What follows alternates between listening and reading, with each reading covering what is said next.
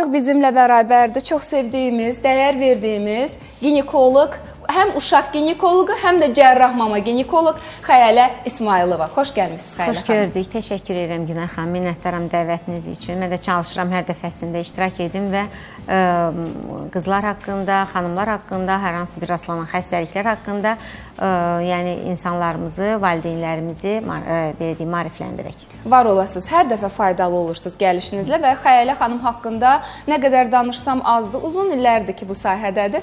Özü gözəl, gənc görünsə də, amma 20 ildən artıqdır ki, cərrah mama ginekoloq kimi çalışır və müxtəlif klinikalarda fəaliyyət göstərib. Hal-hazırda Mediland Hospitalda Uşaq Ginekologiya Mərkəzinin həm yaradıcısı, həm də rəhbəridir. Bilirsiniz ki, Azərbaycanda çox az sayda uşaq ginekologiyası ilə məşğul olan mütəxəssislərimiz var.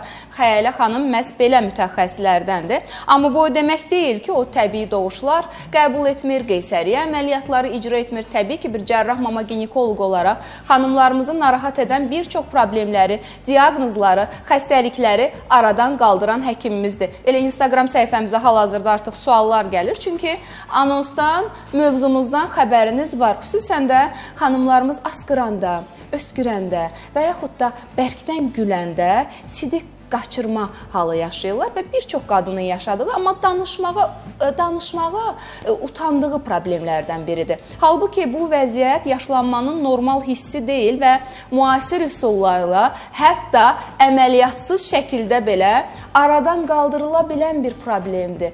Nədənsə xanımlarımız bu məsələni çox gizlətməyə çalışırlar Xəyalə xanım. Yəqin ki, sizə müraciət edənlərin arasında da gecikmiş vəziyyətdə müraciət edənlər daha çoxdur. Bəli, elədir. Yəni bu problem, sidik qaçırma problemi demək olar ki, 40 yaş üzərində olan xanımlarda hər 4 nəfərdən birində rastlanır. Desək ki, bütün bu qadınlar həkimə müraciət edirmi? Xeyr. 60 yaşında, 70 yaşında müraciət edənlər var. Artıq elə bir mərhələdə müraciət olunur ki, yəni biz burada, yəni o müasir dediyimiz o üsullarımızın heç birini istifadə edə bilmirik və əməliyyat etməli oluruq. Amma ümumiyyətlə məlumat versək ki, bu sidik qaçırma problemi nədən yaranır, hansı problemlə qaynaqlanır desək, təbii doğumlardan sonra yaşlı xanımlarda, yəni bağların zəifləməsi, çanaq dibi, yəni əzələlərinin belə deyim ki, prolaps nəticəsində xroniki xəstəliyi olan xəstəlik, məsələn, xroniki bronkiti olan, allergiyası olan xəstələrdə ki, daimi öskürəyi olur, faringiti olur. Yəni bunlar nə üçün səbəb olur? Bunlarda daimi, məsələn, ağır yük qaldıran qadınlar, bunlarda daimi qarın daxili bir təzyiq artır. Qarın daxili təzyiqi artan xəstələrdə artıq belə deyim ki, çanaq tibi əzələlərində bir belə deyim prolaps başlayır, çanaq tibi əzələlərində bağlarda zəifləmə gedir. Məsələn, yaş artdıqca estrogenlər azalır. Estrogenlər azaldıqca eyni o belə dediyimiz problemlərin o prolaps sürəti biraz da artır, bəli. Və əlbəttə ki, çox ağır təbii doğuşları olan xanımlarda, ağır doğuşları olan xanımlarda, böyük çəkili uşaq dünyaya gətirən qadınlarda bu travma nəticəsində aralığın, yəni əzələlərinin burada belə deyim ki, həm sidik kisənin sallanması, həm düz bağırsağın sallanması rastlanır və belə xəstəliklərdə, məsələn, xəstələr düşünür ki, bu hər kəsdə belədir, amma belə deyil. Biz həmişə deyirik xanımlara ki, yəni sizdə əgər hər hansı bir bu problem varsa, biz bunu illər keçdikcə sadəcə özü düzələcək deyə həll olunmayacaq. Onların erkən mərhələdə biz çox rahat şəkildə müalicə eləyə bilirik və həmən nəticəsini görürük.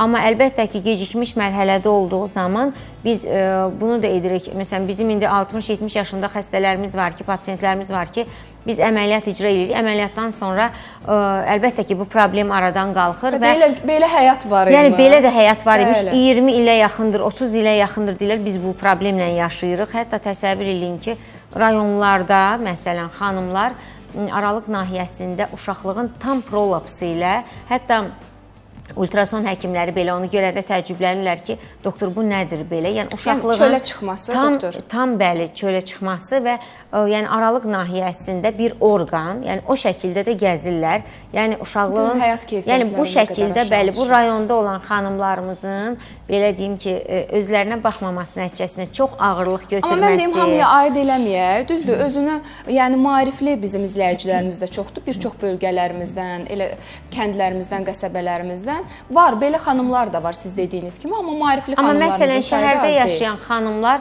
mən deyərdim ki, bu cəhətdən çox özlərini sevirlər, çox özlərinə doğal Burada olaraq... da razı olmayacağam. Yenə də burada məncə bölünür. Yəni həm belə var, həm belə var. Hamısına aid eləməyək. Ona görə çalışaq ki, biraz çalışaq ki, bu problemi ağırlaşdırmayaq. Mən açığı deyim, rayonlarda niyə çox rastlanır həm də fiziki ağırlıq çox götürən qadınlarda bu problem daha çox olur. Gündəlik iş. Gündəlik fiziki çox ağırlıq götürürlər, yük götürürlər və bir də bunu deyim, çox kökəlib arıqlayan qadınlarda bağlar zəifləyə bilir. Yəni birdən çox çəki atma, çox çəki atan vermə. bəli xanımlarda rastlana bilir və yenə də dediyim kimi xroniki xəstəliyi olan, ağır yük qaldıran və çox ağır doğuş keçirən xanımlarda olur. Əlbəttə biz bu zaman, bu problemlə üzləşdiyimiz zaman nə etməliyik? Bir də onu deyim ki, çox böyük çəkili uşaq, yəni hamiləlik keçirən xanımlar, yəni hamiləliyin sonunda qərar verdiyi zaman mütləq öz həkimlərinə, ginekoloqlarına bu şəkildə dinləməlidirlər. Çünki biz məsələn 4 kilo üzərində olan hamiləliklərdə, yəni artıq doğuma yaxın baxırıq ki, göbək ciyəsində dolanma yoxdurmu, çəkisi necədir? Yəni anatomik darçanaqla yanaşı klinik darçanaqda olmaması gərəkir. Anatomik darçanaq ölçülərin kiçik olmasıdır, çanaq ölçülərinin. Klinik darçanaq isə uşağın özünün dölün çəkisidir. Yəni dölün çəkisi də əgər normadan çoxsa, giqant uşaq sayılırsa, bu zaman nəzərə almalıyıq ki, doğum çətin keçə bilər. Yəni indiki müasir dövrdə əgər biz doğumu əgər heç bir əks göstərişimiz yoxdursa, keysəriyyə ilə edə biliriksə, nə üçün biz təbii yolla, yəni bu uşaq həm travma doğuzdurub da sonradan ananın da gələcəkdə bu kimi problemlərini yaşamalıyıq ki, uşaqlıq prolapsı ilə nəticələnsin. Yəni bu çəkinin çox olması, uşağın çəkinin çox olması artıq göstərişdir ki, qeysəriyyə əməliyyatı yəni bu özü mütləq deyil də nisbi göstərişdir. Biz keysəriyyə mütləq nisbi göstərişlər olur. Bəli, nisbi göstəriş o deməkdir ki, biz pasiyentə məlumat veririk, amma pasiyentin fikrini də nəzərə alırıq. Bunu da deyim ki, bu zaman evdən çox müdaxilə olunur valideynlərdə ki, həmişə təbii doğuş olub, niyə olsun deyə keysəriyyə. Keysəriyyə əslində lazımi, düzgün yerdə, düzgün qərar verirsə can qurtarır. Bəli, yəni, doğru. Öncələr, məsələn, qadınlar 10 uşaq dünyaya gətirib, 10 uşaqdan görərsiniz ki, 8-i normal olub, ikisində hər hansı bir problem olub. Amma biz bugünkü gündə biz buna çalışırıq ki, yol verməyək. Heç vaxt sığortalanmamışıq, hər şey ola bilər. Təbii doğumda da, keysəriyyə də onların da ağırlaşmaları ola bilər. Amma ən azından biz düzgün vaxtında qərar verməyi də bacarmalıyıq. Çox doğru, bəli. Elə məqamlar var ki, bunu artıq siz öz həkim ginekoloqunuzla ətraflı şəkildə müzakirə etməlisiniz və yeri gəlmişkən bizim dəyərli Xəyalə xanım həm görürsünüz sidik qaçırma haqqında danışırıq. Sidik qaçırma əməliyyatlarını, daha sonra bütün ginekoloji əməliyyatlar üçün müraciət edə biləcəyiniz bir həkimdir. Həmçinin təbii doğuş və qeysəriyyə üçün müraciət edə biləcəyiniz bir həkimdir. Çünki hər iki doğuşla bağlı Xəyalə xanımın çox uğurlu nəticələri var, onun balaları var. Çünki müxtəlif bölgələrimizdən, Bakının kəndlərindən yazanlar var ki, Xəyalə xanımın sayəsində biz övlad sahibi olduq. Nə gözəl. Doktor, hal-hazırda müxtəlif suallar gəlir, amma ən çox bilirsiniz nəyə deyirlər? Bu problem məndə də var, anamda da var, bacımda da var, xalamda da var və bunu siz söylədiniz ki, əməliyyatsız müasir üsulu var. Bu əməliyyatsız müasir üsul nədir sidik qaçırmaya bağlı? Bu arada onu deyim ki, irsi xarakterdə daşıyır.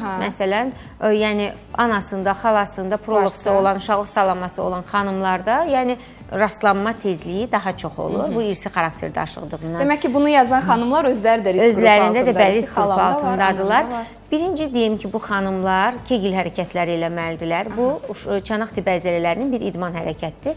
Bu xəstəliyin adı bir də çanaq tibi, yəni çanaq tibi yırtığı kimi də, yəni belə deyim ki, səslənə bilər, eşidə bilərlər, bilsinlər ki, eyni problemdir. Sistoseli, rektaseli, prolaps, uşaqlığın prolapsıdır, uşaqlıq sallanmasıdır, çanaq tibi yırtığıdır. Yəni, bunlar hamısı eyni xəstəlikdən söhbət gedir burada.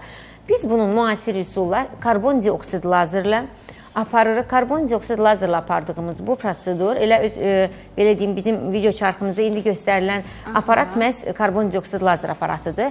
Biz ambulator şəraitdə, yəni klinikada heç bir narkoz almadan, anestezi etmədən, ağrısız şəkildə 15-20 dəqiqə ərzində bu proseduru icra edirik. Bu proseduru etməmizdə, yəni müsbət tərəfimiz nədən ibarətdir? Həm narkozsuz olmağı, həm belə deyim ki, xəstəni də ağrısız olmaq, çox çox qısa bir müddətdə 15-20 dəqiqə müddətini etməmiz, xəstəni həmən yəni hospitalizə etmədən evə yola sala bilməmizdir. Və bu prosedurdan sonra heç bir qanın olmamasıdır, izin olmamasıdır və xəstədə çox az bir müddətdə 4-5 gün müddətinə cinsi diyet təyin edirik. Halbuki əməliyyatda 2 ay müddətinə icazə vermirik. Məsələn, bu prosedur zamanı xəstələrimiz belə deyim ki, klinikada ümumi 1 saat ərzində olurlar.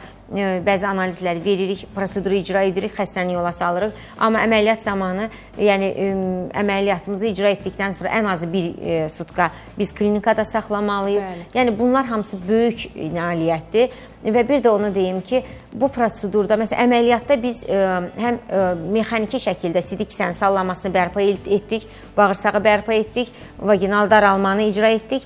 Amma bu prosedurda isə həm daralma icra olunur, həm belə deyim ki, uşaqlıq yolunun nəmlənməsini elə bil təmin etmiş oluruq. Yaşlı xanımlarda atrofik vaginitlər ki, olur, quruluq estrogenlərdən dolayı onu aradan götürmüş oluruq və sidik qaçırmanı aradan götürmüş oluruq. Bu nəyin hesabına baş verir? Karbon dioksid lazer uşaqlıq yolunun divarına təsir edərək kollagen toxuması yaranmasını sürətləndirir. Burada tək kollagen... Yəni, təbii şəkildə artıq orada kollagen özü əmələ gəlməyə başlayır. Kollagen yaranmış olur. Proseduru edirik, 1 ay ərzində kollagenizasiya başa çatır. Yəni, biz 1 ay ərzində 3 dəfə bu proseduru edirik və kollagenizasiya getdiyi zaman biz hətta belə deyim ki, araşdırmalar da bunu göstərib ki, burada həm də qan dövranı yaxşılaşır. Yəni, uşaqlıq yolundan gələn damarlarda qidalanma yaxşılaşır, kollagenizasiya gedir, nəmlənmə olur, hətta libidoya da təsir eləyir. Məsələn, cərrahi əməliyyatdan sonra vaginada daralma olur, amma libidoya təsir etmirik. Amma karbon dioksid lazerlə etdiyimiz zaman libidoda yaxşılaşma olur. Yəni, belə xanımlar ki, müraciət eləyir ki, mənə doğumlardan sonra belə zəiflik var. Yəni, onlarda buna belə təsir edə bilirik. Məhz buna görə karbon dioksid lazerə çox üstünlük veririk.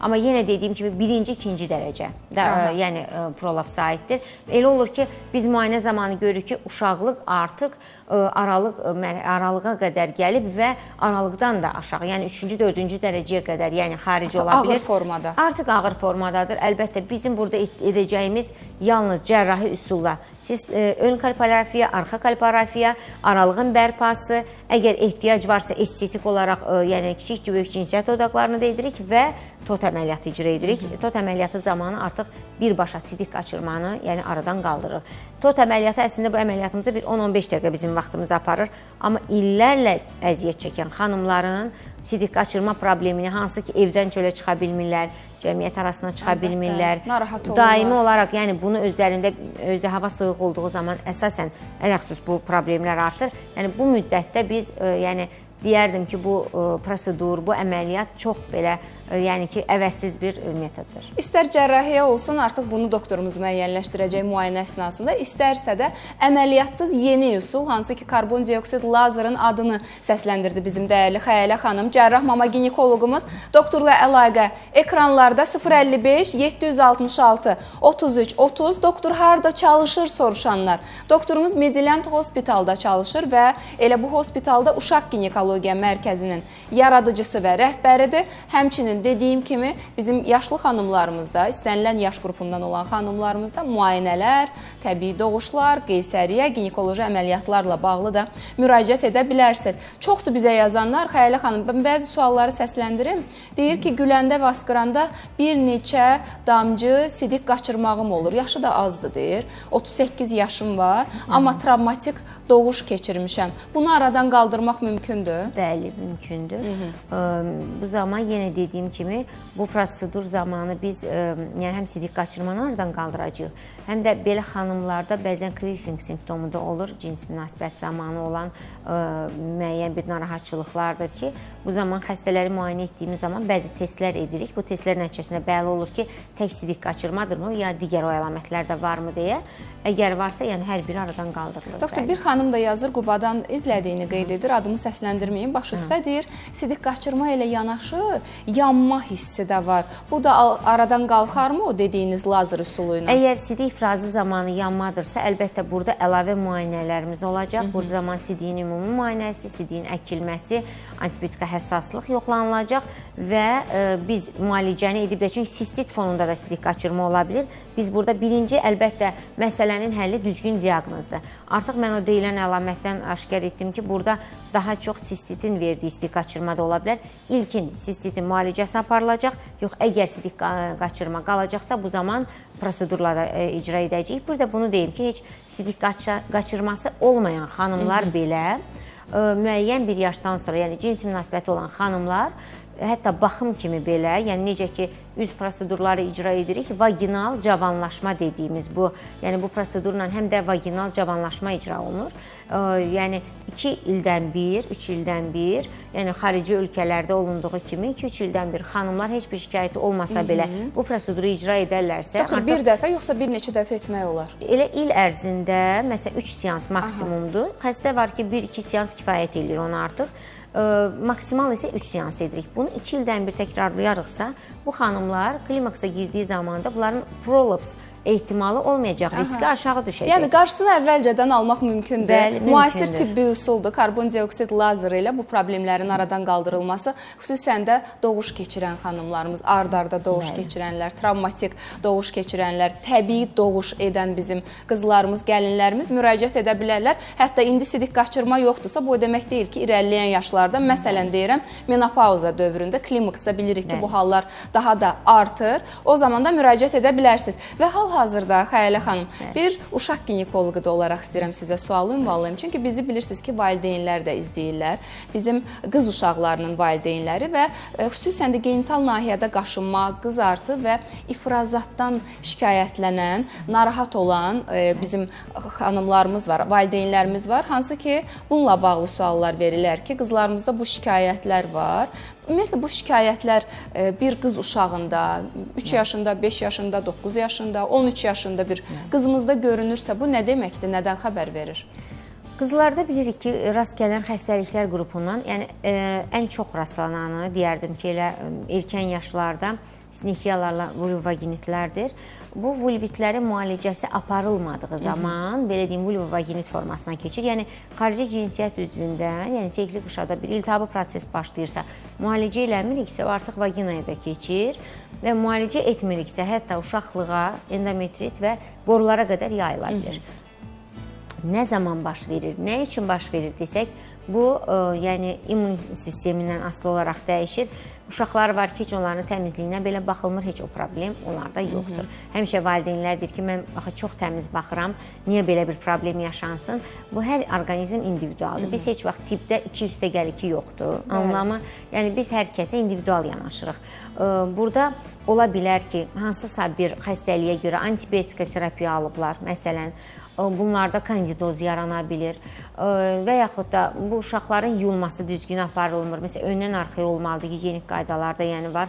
Elə olur ki, uşaqları düzgün olmayaraq yuyulur. Elə valideyn özü əli ilə belə keçirə bilir. Elə ola bilir ki, məsələn, qızlarda, mən həmişə deyirəm, uzun müddət, məsələn, uşaqları müəyyən o bezlərdən çıxartmaq lazımdır yaş yarımından sonra. 2 yaşa qədər bunu ləğv etmək lazımdır. 3-4 yaşında uşaq, əgər bu bezlə gəzirsə, uşaqda, yəni burada bağırsaq çöpü əlbəttə ki, uşağın ifrazatı bir müddət qalır aralıq nahiyəsində və keçir artıq sidik ifrazat sisteminə, vaginal sistemə və əkilmə zamanı görür ki, 70% hallarda bağırsaq çöpləri çıxır. Allah qorusun, bu qızların gələcək həyatına da fəsadlar yaratır. Əlbəttə ki, borulara qədər yayıla bilir. Məsələn, mənim təcrübəmdə olub ki, müraciət olunub uşaqlığı daxilindən irinli ifrazat, yaşıl irinli ifrazat axıb. Neçə yaşı var idi doktor? 6 yaşında. Artıq bilirsiniz necədir? Yəni bu uşaq artıq bez olmadan gəzə bilmirdi. Biz müayinə etdiyimiz zaman, mən məsələn öz təcrübəmdə ən kritikal o xəstədə görmüşəm, amma təcrübədə olduğumda isə Rusiyada bir xəstə ilə rastlaşmışdıq ki, orada artıq xəstənin əməliyyata alındı. Hardasa 4-5 yaşlarda idi, səhv etmirəmsə.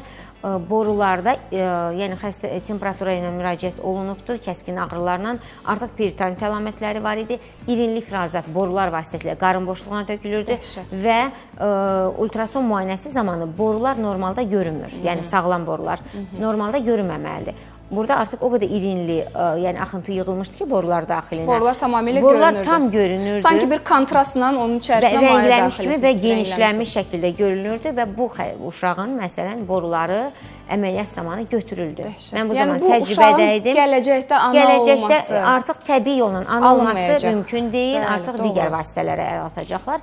Yəni biz buradan görürük ki, yəni erkən diaqnozun böyük önəmi var. Desək ki, törədicilər nədir? Burada əlbəttə kandida ola bilər, bağırsaq çöpləri ola bilər. Yəni ümumiyyətlə anaerob, aerob mikroblar, qram müsbət, mənfi bakteriyalar ola bilər və bəzən xəstələr deyir ki, əlamətlər, məsələn, analar sizlə danışmışıq biz bir dəfə çoxdan keçən il. Biz ki, bu körpə uşaqlarda da görülə bilər. Nədən bilsinlər? Hansı əlamətlərə fikir versinlər? Əgər uşağın 7-8 yaşına qədər ümumiyyətlə ikinci əlamətlər olmur. Axıntı olmamalıdır. Bir də bunu da deyim ki, uşaqlar sidiyə getdiyi zaman hər dəfə suyla yumaq lazım deyil. Yəni sadəcə qurulanmalıdırlar. Əlbəttə ki, gün ərzində yumasalar belə gecə yatanda ümumi yuyunub yatmalıdırlar. Amma hər sidiyə getdikləri zaman yox. Bunu da deyim və bir də ən çox məsələn valideynlərdir ki, hər sidiyə getdiyi zaman yumalıyam mütləq ki, onu elə bilirəm onda təmiz olur. O zaman vulvanın normal florasını korlamış oluruq. Bilirik ki, vulvanın, vaginanın bir təmizlik dərəcəsi var. Yəni orada yaşayan bakteriyalar elə məhz qoruyur ki, vulvaya, vaginaya kənardan bir infeksiya daxil olmasın. O dördürləyin çöpləri qoruyur, belə deyim ki, təmizlik dərəcəsini təmin edir. Amma belə uşaqlarda biz floranı yoxlayanda görürük ki, normal o saprofit bakteriyalarımız yoxdur. Artıq onlar o qədər yuyulub ki, qalmayıb və ona görə də kənardan daxil olan istənilən bir bakteriya infeksiyalaşdırır və orada məskən salır, beləliklə də vaginit yaradır.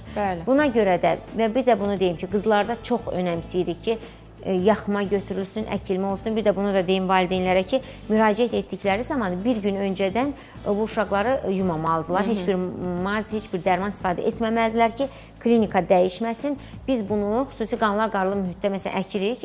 Əkilmə nəticəsində bir həftə içində artıq orada hansı bakteriyanın olduğu, hansı törədicinin olduğunu aşkar edirik və antibiotika həssaslığını da yoxlayırıq. Xəylə xanım, amma valideynlər qız uşaqlarıdır da, körpədirlər 3 yaşında, 5 yaşında, 10 yaşında, lap 15 yaşında, yenə 18 yaşına kimi bu uşaq hesab olunur. Müayinə prosesindən qorxurlar. Birdən apararam ginekoloqun müayinəsinə, belə düşüncələr var da, yəni ki, sizə də bunu söyləyən valideynlər var. Birdən mənim qızıma nəsə bir zərər dəyər və gələcəkdə şəxsi həyatına təsir edər. Mən istəyərəm müayinə prosesini anladaq valideynlərə. Əslində bu müayinəni zamanı biz çalışırıq ki, uşaq ginekologiyasının şərtlərindən biri budur ki, elə belə deyim, valideynin yəni müayinədə iştirakını təmin edirik. Bu nə deməkdir? Bu o deməkdir ki, xanımlar da bir özgüvən, arxayın olurlar və müayinədə nə etdiyimizi belə, analizi necə götürdüyümüzü belə göstəririk və valideynlərə həm də bu arada maarifləndiririk ki, siz uşaqları yuduğunuz zaman, sildiyiniz zaman necə etməlisiniz. Yəni bu çox vacib bir məqamdır və biz bunu təmin edirik və valideynlər də görür ki, biz bu müayinəni nə şəkildə etdik, analizi necə götürdük və bundan sonra məsələn daha rahat şəkildə müraciət edə bilirlər.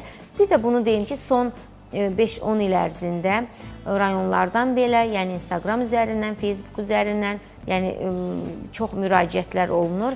Bu artıq onun göstəricisidir ki, xanımlar maariflənib, həm belə deyim ki, biraz informasiya aldıqları belə deyim, məqamlar da böyükdür. Biz də çalışırıq ki, elə bu veriliş vasitəsilə, digər verilişlər vasitəsilə maarifləndirək ki, faydalı olaq ki, çünki bu müayinələrin çox böyük önəmi var.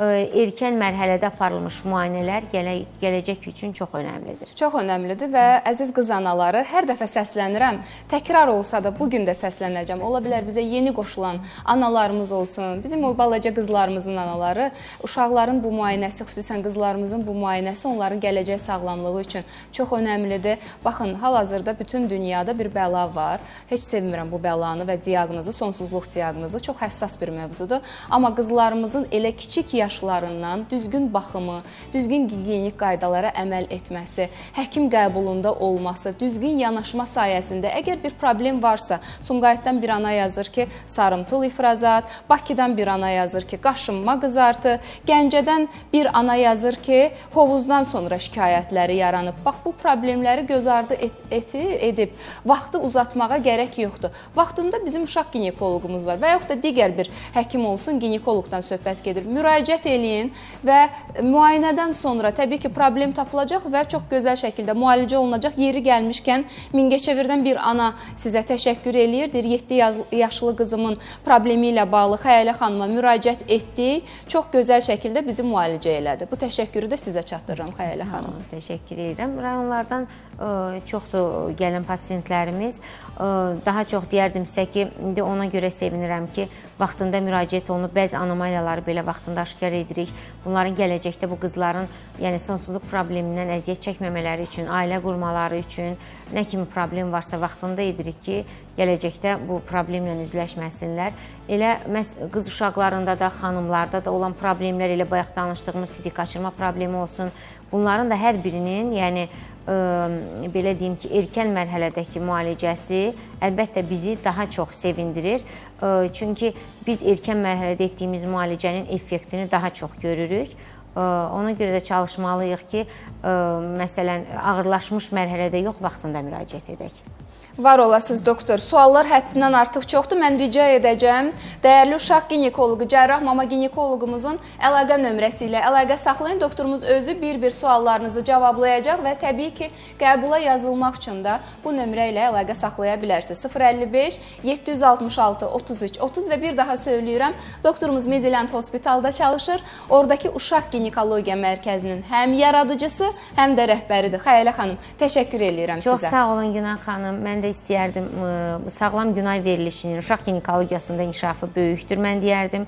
Yəni, qız uşaqlarının bilirsiniz ki, erkən müayinəsi analığın təminatıdır və sağlam günay verilişində biz maksimum çalışıb bu haqda, yəni valideynləri, xanımları maarifləndiririk və mən inanıram ki, gələcəkdə də Azərbaycanda uşaq ginekologiyasının inkişafı daha da irəliləyəcək və biz sonsuzluqdan əziyyət çəkən xəstələrimizin sayını azaldacağıq. Var olasınız, çox doğru söylüyorsunuz və elə sizin düzgün yanaşmanız nəticəsində neçə-neçə qızlarımızın gələcəkdə yaranacaq problemlərinin qarşısı alınıb sizin kimi savadlı, dəyərli mütəxəssisimizin sayəsində. Nə yaxşı ki, varsınız Xəyalə xanım və bilirəm ki, hər bir pasiyentinizə necə həssaslıqla yanaşırsınız, yaşından asılı olmayaraq, istər uşaq, istər böyük və Xəyalə xanımla bizim dəyərli cərrah mama ginekoloq, həmçinin uşaq ginekoloqu ilə əlaqə saxlamaq istəyənlər üçün əlaqə nömrəsini son olaraq bir daha vurğulayıram. 055 766 33 30 TikTok canlı yayımından da istəyirsiniz, sizin üçün də burada artıq qeyd elədik. Əziz tamaşaçılar, qısa fasiləmiz olacaq. Bu fasilədən sonra hansı həkim qonağımız olacaq, anonsdan biləcəksiniz.